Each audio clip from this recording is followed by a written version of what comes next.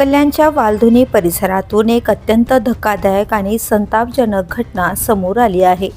हुंड्यासाठी विवाहितेचा अमानुष छळ करत सासरच्यांनी क्रौर्याची परिसीमा गाठल्याचा आरोप करण्यात आला आहे। या प्रकरणामुळे परिसरात संताप व्यक्त केला जात असून आरोपींवर कठोर कारवाईची मागणी होते। अफसाना अन्सारी असे पीडित महिलेचे नाव असून ती मूळची उल्हासनगरची रहिवासी आहे। नोव्हेंबर 2025 मध्ये तिचा विवाह कल्याणमधील समीर अन्सारी याच्यासोबत झाला। लग्नावेळी माहेरची आर्थिक परिस्थिती हलाखीची असल्याने हुंडा देणे शक्य नसल्याचं स्पष्ट सांगण्यात आलं। मात्र लग्नानंतर काही दिवसातच अफसानाचा हुंड्यासाठी मानसिक आणि शारीरिक छळ सुरू झाल्याचा आरोप आहे।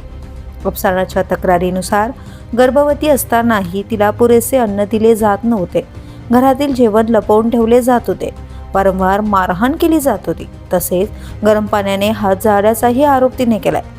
मात्र 7 जून रोजी घडलेला प्रकार अधिक धक्कादायक होता। डोक्यात उवा झाल्याचे कारण देत तिच्या इच्छेविरुद्ध प्रथम ट्रिमरने केस कापण्यात आले आणि नंतर हजामाला बोलावून तिचे टक्कल करण्यात आल्याचा गंभीर आरोप आहे।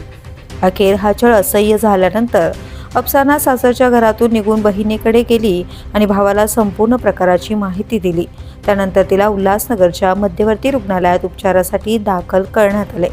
या प्रकरणी महात्मा फुले चौक पोलीस ठाण्यात पती समीर अन्सारी, सासू शहनाज अन्सारी, ननंद हिना अन्सारी आणि अन्य एका महिलेविरोधात गुन्हा दाखल करण्यात आला असून पोलीस आरोपींचा शोध घेत आहेत। या प्रकरणाचा पुढील तपास सुरू आहे।